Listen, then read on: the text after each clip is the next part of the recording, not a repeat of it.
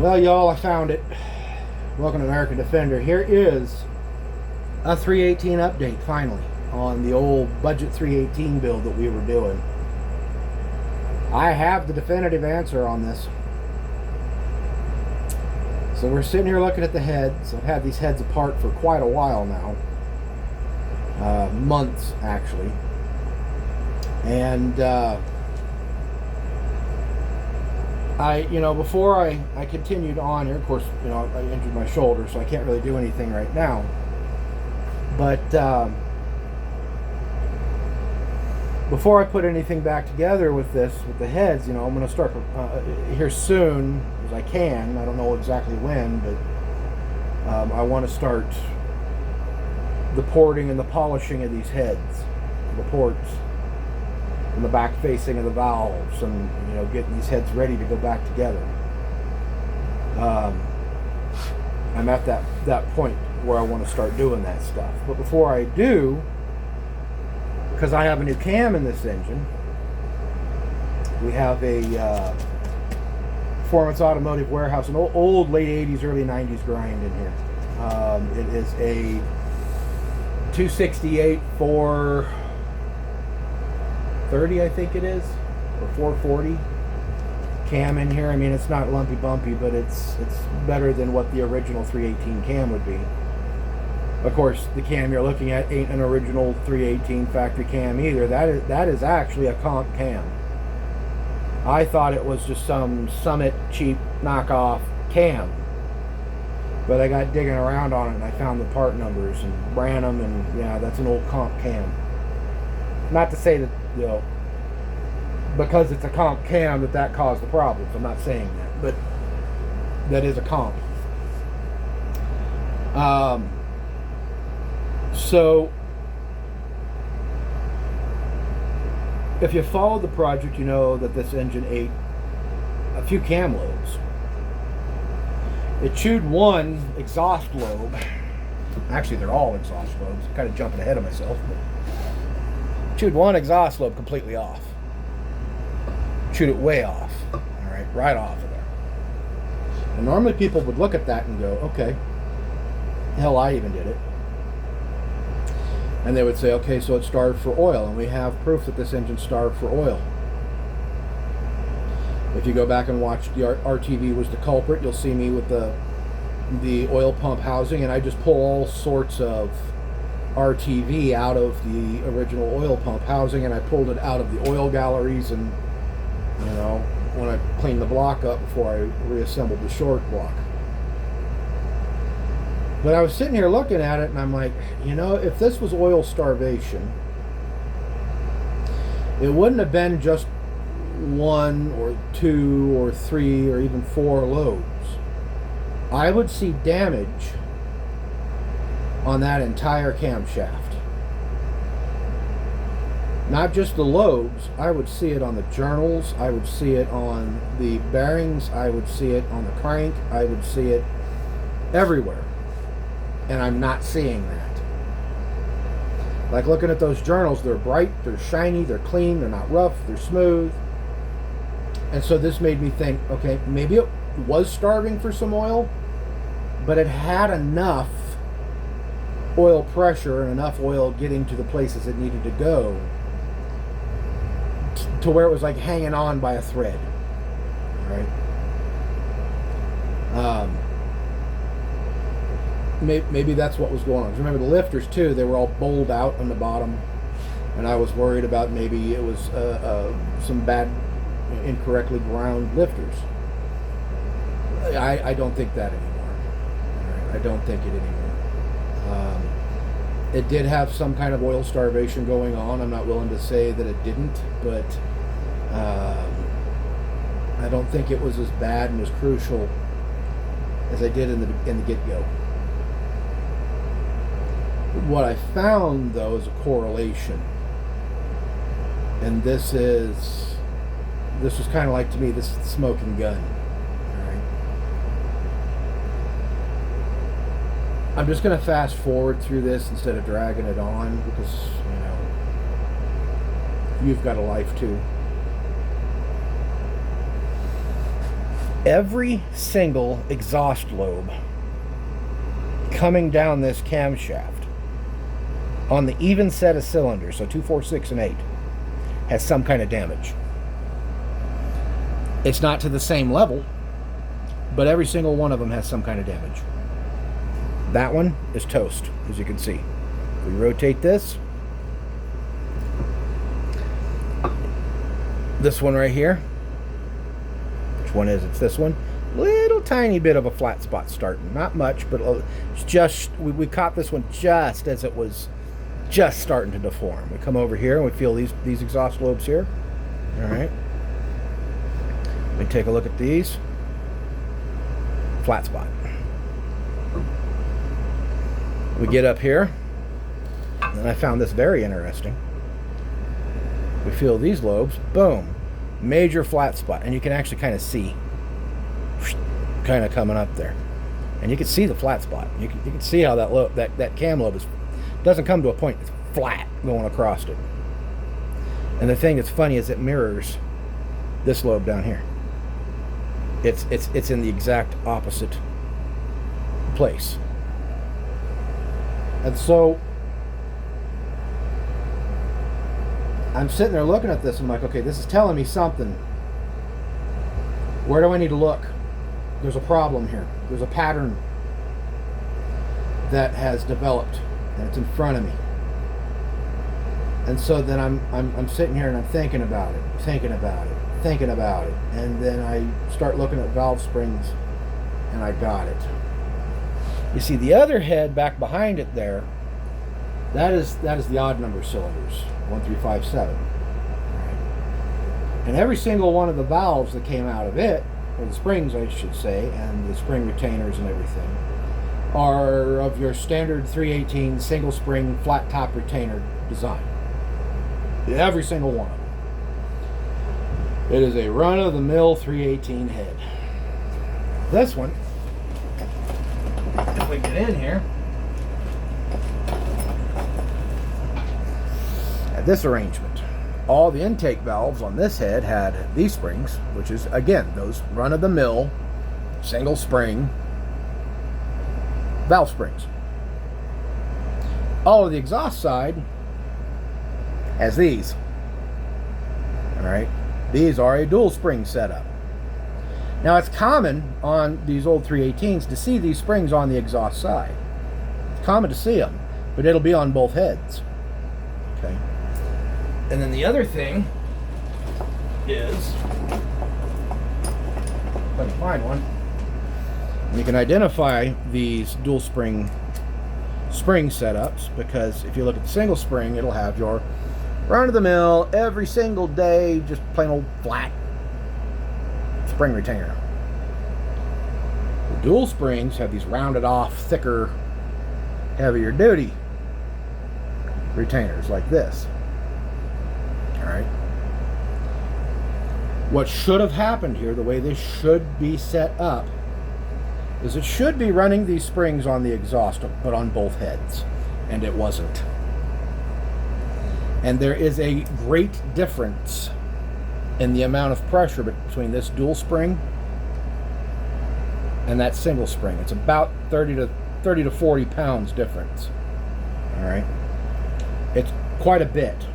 All right, this spring right here, I can get it in my hand, and you can see I can squeeze it down a little bit. This spring right here, I get it into my hand, and nothing. I mean, there's a little bit, but nothing. All right. If you looked at the height of the springs, let's get rid of the retainers for a second, because the retainers do make up for it, but I'll stick my fingers in here and try to do this. I have to do everything one-handed. I'm sorry, folks, but there's your difference. All right. And then when we put the retainers on, you'll see that's kind of what makes them even, is the difference in the retainers. All right. This is a glaringly obvious problem. And so what happened here is somebody thought it didn't matter. The proof's in the pudding that it does. What you do to one side, you do to the other side. This is just basic auto mechanics 101. Okay. If you're going to put heavier exhaust springs on cylinders 2, 4, 6, and 8, then you put them on 1, 3, 5, and 7.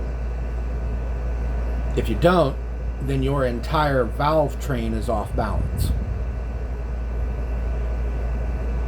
Since we now have the proof that this was off balance, like if I get in this bag over here, which is for the other head, and look at these, like there's not a single dual spring in there. Like, look, they're all the same. All right, there's 2 of them. There's 2 more. Right there. All right, there's 2 more. Pull this one out of here. I hope I don't lose any of my keepers. About $3 a pop, but either way. And then there's 2 more. So that's all off that other head back there for the odd number cylinders. It shouldn't be that way. So whoever assembled these heads in this manner is what killed this engine. That is what did it. That's what killed that camshaft. And I needed to find out what that answer was before going any further. And now I know what it was. So how do we correct this? Well, we either buy 4 of the lighter springs and put them on here, or we buy 4 of the heavier springs and put them on here. I happen to have, floating around up here somewhere, okay, I got my eyes on it. I happen to have another, let me go look at it right now, another set of late 70s 318 heads. Come with me to the trash pile. All right, so let's look at this. You can see what I mean. Here's one of them right here. Okay, so this right here, that's a 5-pound light, so don't worry. You can see what they're supposed to look like. All right, so that's a 78 head. This is off of an old junk engine. All right, but you can see right here. All right, see how they're all the same, going all the way down. All right, I could take 4 of these springs and clean them up, and take the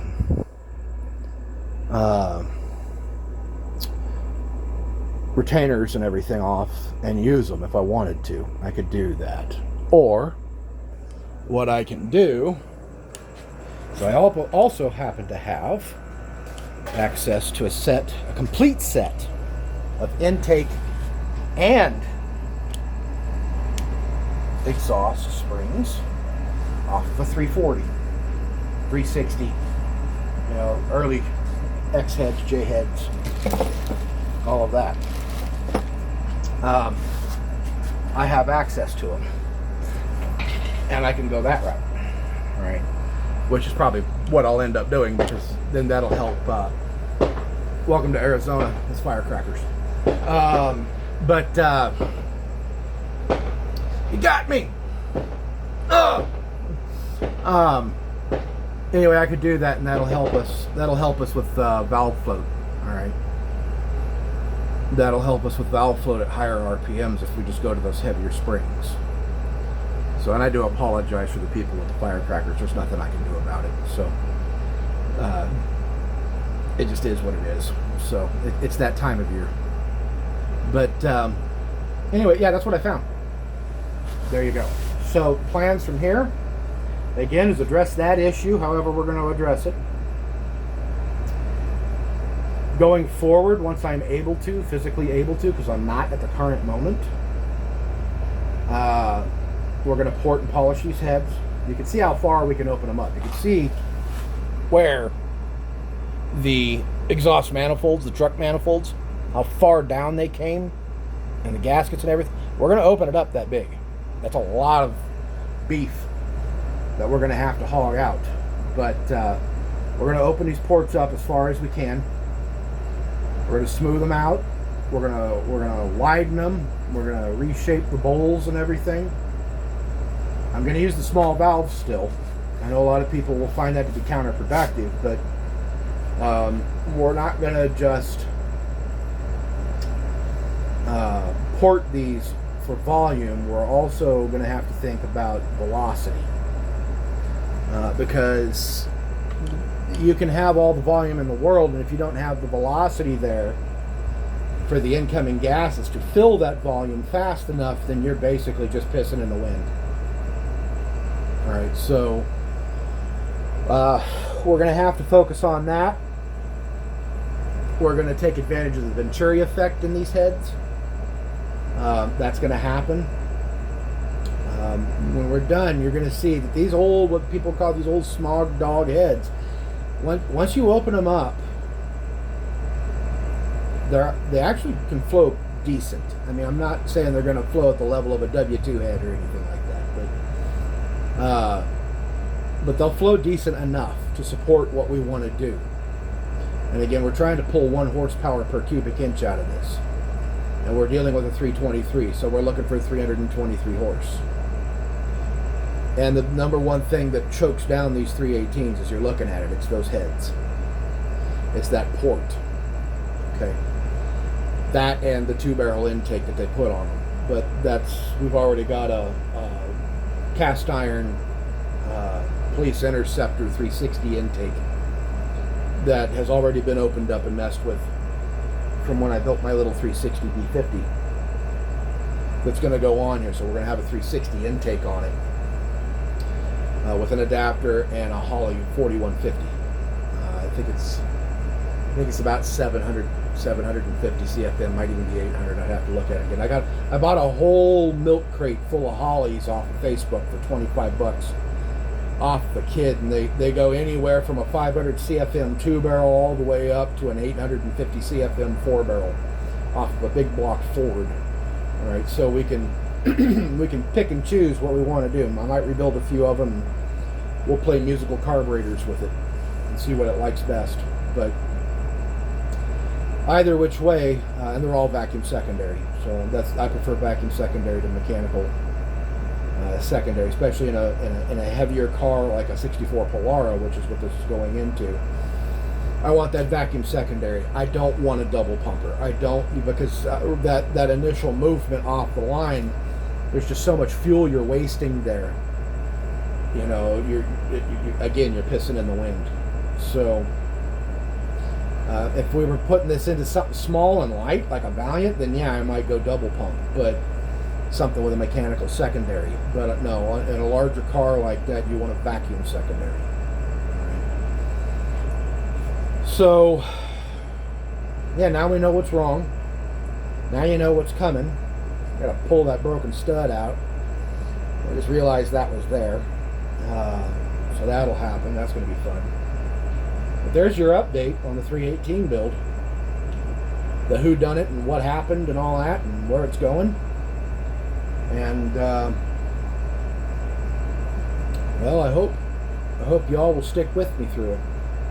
So thank you everybody for watching and supporting me. Again, these last few years here on this channel have been a struggle. We're about to hit 3,000 subs. We're 10 away, so thank you for that. And with that, I guess I'm out. We'll see y'all on the flip. God bless you. God bless America. Bye now.